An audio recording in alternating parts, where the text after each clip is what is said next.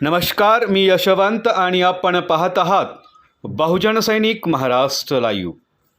जागना है तो जगना पडेगा एक राष्ट्र के लिए। वाढत्या महागाईमुळे घराचे स्वप्न हे स्वप्नच राहिले आहे। पंतप्रधान याचे स्वप्न प्रत्येक घराला प्रत्येक व्यक्तीला घर मिळावे सत्यात उतरवणारे असेल तर स्टील सिमेंट सहित बांधकाम साहित्यावर फक्त 5% GST करण्यात यावा। तसेच बांधकाम क्षेत्राला उद्योग दर्जा द्यावा। GSTचे फक्त 5% आणि 10% स्लॅब असावा। क्रिप्टो करन्सी म्हणजेच आभासी चलनावर पूर्णपणे बंदी आणावी। पुण्यात आंतरराष्ट्रीय विमानतळ सुरू करावे। तसेच बँक बुडालच्या ठेवीवर देखील डिपॉझिटची संपूर्ण रक्कम व्याजासहित मिळावी अशा विविध मागण्या Agarwal Marwadi chamber of commerce industries and एज्युकेशनने पत्रकार परिषदेच्या माध्यमातून केल्या आहेत।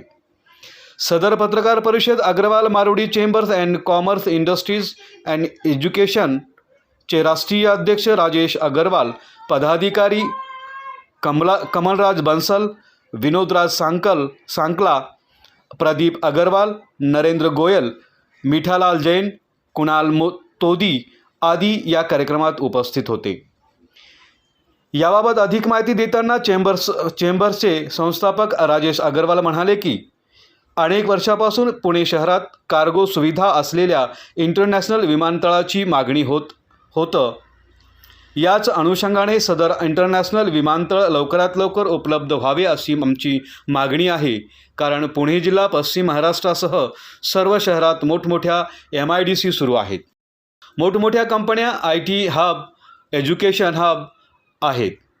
पर्यटनाबरोबर अनेक कंपन्यांचे पदाधिकारी शिक्षणासाठी, विद्यार्थी वगैरे तसेच माल आयात निर्यात केला जातो।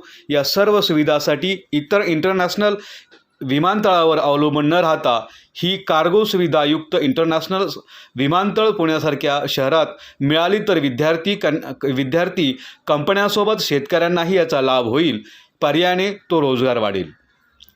तसेच राष्ट्रीय उपाध्यक्ष कमलराज बंसल म्हणाले की GSTमुळे महागाई वाढली आहे, घर घेणे अवघड झाले आहे। म्हणून सरकारने GSTचे फक्त 2 स्लॅब व 5 व 10% करावे। तसेच स्टील सिमेंट सहित बांधकाम साहित्यावर 5% GST घ्यावा। बांधकाम क्षेत्राला उद्योगाचा दर्जा द्यावा जेणेकरून घर स्वस्त होईल आणि देशाचे पंतप्रधान नरेंद्र मोदी यांचे प्रत्येकाला घर हे स्वप्न पूर्ण होईल। महाराष्ट्राचे उपाध्यक्ष विनोदराज सांकला म्हणाले की देशाच्या सर्व बँकात भारतीयांचे सुमारे 150 ट्रिलियन पेक्षा जास्त रक्कम डिपॉझिट म्हणून जमा आहे। हा सर्व पैसा उद्योग क्षेत्रासोबत सर्वसामान्य नागरिक व शेतकऱ्यांचा, सीनियर सिटीजनचा आहे। बँक बुडाल्यास खातेदाराचे 5 कोटी असले तरीसुद्धा सरकार फक्त 5 लाख रुपये परत देतं। हे अन्यायकारक असून खातेदारांची पूर्णपणे रक्कम व्याजासहित परत मिळण्याची तरतूद RBIने करावी। उद्योग कमिटी अध्यक्ष प्रदीप अगरवाल म्हणाले की सरकारने क्रिप्टो करन्सीवर संपूर्णपणे बंदी आणावी। क्रिप्टो करन्सी घोटाळ्यामुळे व्यापाऱ्यांचे दिवाळे निघत आहे। चेंबरचे संचालक नरेंद्र गोयल यांनी म्हणाले की स्टार्टअप महिला उद्योगासाठी स्वस्त दरात म्हणजेच सुमारे 4% दराने कर्ज उपलब्ध करून द्यावा जेणेकरून रोजगार वाढेल। कार्यक्रमाच्या वेळी मिठालाल जैन म्हणाले की आम्ही सर्व पदाधिकारीवरील सर्व मागण्यासाठी केंद्र व राज्य सरकारकडे पाठपुरावा करत आहोतच, परंतु उद्योग व व्यापार हितासाठी देशातील सर्व चेंबर्स व व्यापारी संघटनांनी आमच्यासोबत या मागण्या धरून ठेवाव्यात। कुणाल मोदी म्हणाले की GSTचा दर कमी केल्याने GSTची एकूण 2% लाख कोटी पर्यंत जाऊ शकते। तसेच Agarwal Marwadi chamber of commerce industries and एज्युकेशनचे येत्या 5 वर्षात 5,000पेक्षा जास्त तरुणींनी व महिलांना व्यापार उद्योग क्षेत्रात येण्यास प्रवृत्त व मार्गदर्शन करणार आहे। याप्रमाणे Agarwal Marwadi chambers of commerce industries and education माध्यमातून सामाजिक बांधिलकी जपतात। येत्या काही काळात अत्याधुनिक व सर्व सुविधायुक्त 500 बेडचे हॉस्पिटल उभारण्याचा मानस असून याचाच जोडीला ब्लड बँक व डायग्नोस्टिक सेंटर, कॅथ लॅब ही देखील उभारण्यात येणार आहे। परिषद में हार्दिक स्वागत। मैं Rajesh Agarwal Marwari chamber of commerce industries and education का राष्ट्रीय संस्थापक अध्यक्ष। आज हम हमारी कुछ मांगे जो केंद्र सरकार और राज्य सरकार से संबंधित है, उसके लिए इस प्रेस कॉन्फ्रेंस का आयोजन किया गया।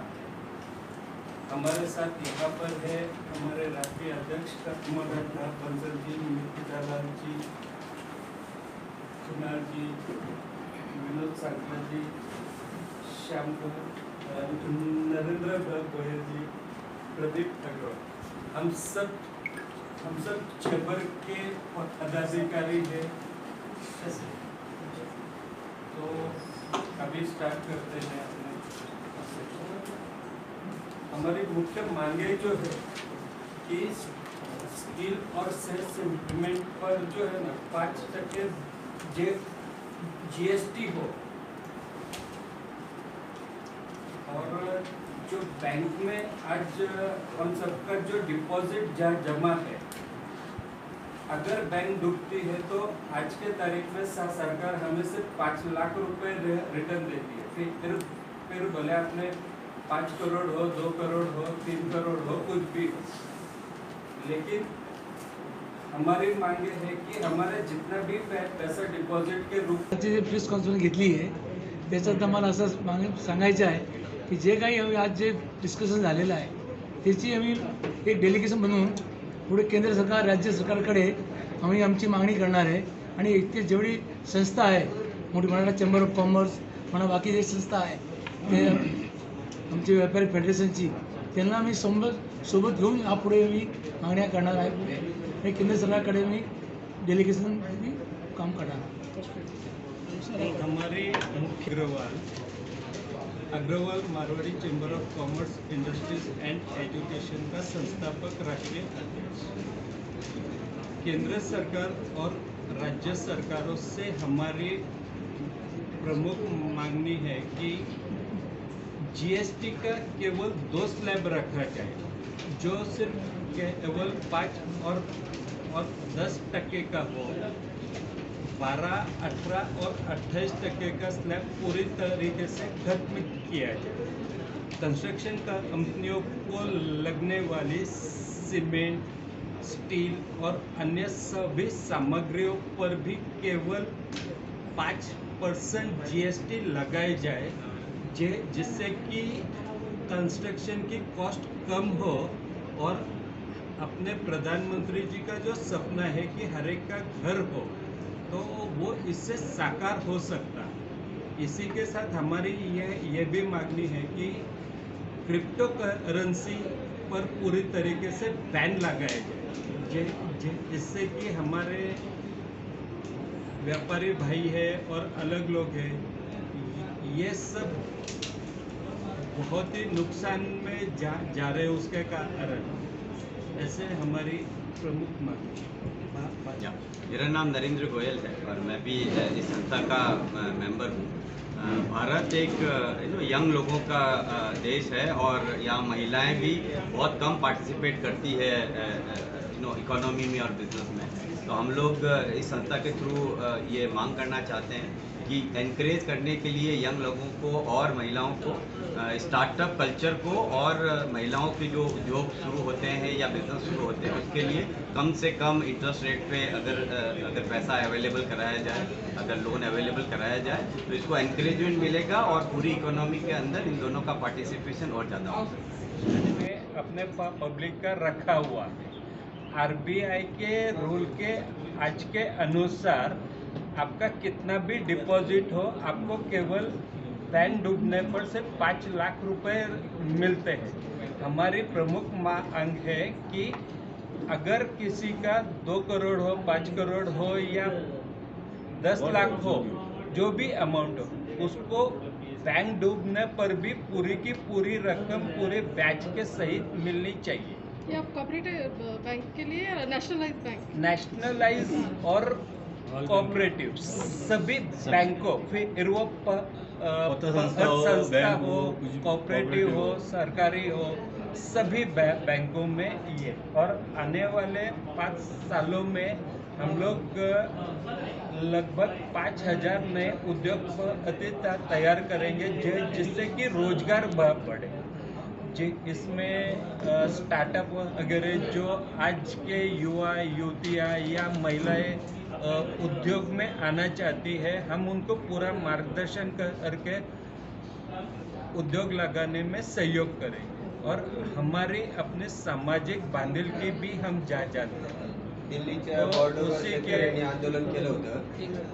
एक स्तर को निभाते हुए आने वाले कुछ सालों में हम 500 बेड का एक अत्याधुनिक अंतर्राष्ट्रीय स्तर का हॉस्पिटल बनाएंगे जिसमें गरीबों का इलाज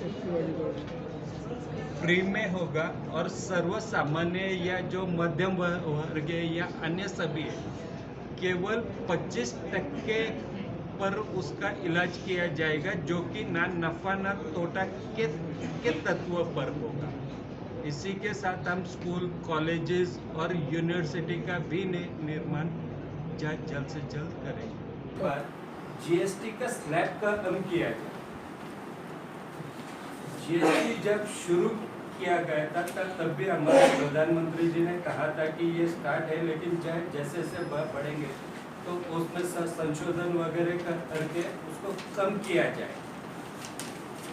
हमारी मांगे है कि 5 और 10% का ही सिर्फ स्लैब होना चाहिए।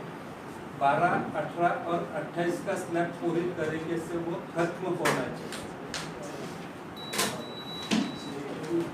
इससे केंद्र सरकार का रेवेन्यू भी बढ़ेगा, जो आज लगभग 1.5 लाख करोड़ है।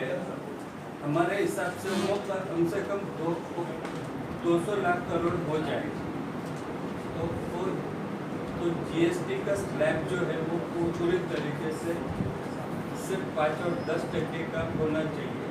और कंस्ट्रक्शन कंपनियों का जो आज स्टील है, सीमेंट है और अन्य जो बांधकाम में जो साहित्य लगता है उस पर सिर्फ और सिर्फ 5% जीएसटी होना चाहिए, जिससे कि आम जनता अपना खुद का घर खरीद सके। जीएसटी और अन्य कारणों से महंगाई भी बहुत बढ़ी है और घर लेना हर एक के लिए बहुत ज़्यादा मुश्किल हो रहा है। और अगर हम ये जीएसटी कम करने में कामयाब हो जाते हैं तो इससे प्रधानमंत्री का जो सपना है कि हर एक का अपना घर हो, तो वो इससे फुलफिल हो सकता है। ऐसा है, मेन यही मांगे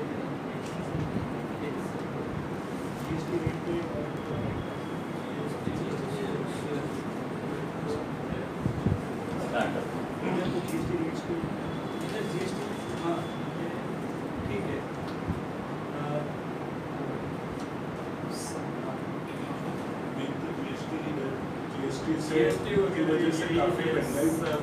जीएसटी की वजह से काफ़ी महंगाई बढ़ी है और इंडस्ट्री को भी उसका काफ़ी इफेक्ट हुआ है। अगर जीएसटी नॉर्मलाइज होता है तो काफ़ी कुछ फर्क पड़ेगा, महंगाई कम होगी और सुविधाएं ज़्यादा बढ़ेगी।